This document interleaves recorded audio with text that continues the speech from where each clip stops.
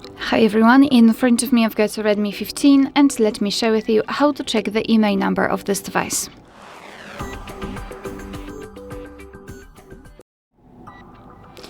So let's start with the fastest way. Let's open the dialer and tap on the keypad and enter the code, which is *06#.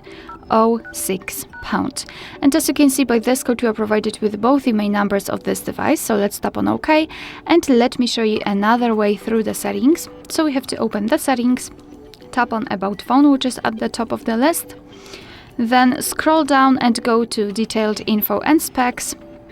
Scroll down again and go to the status.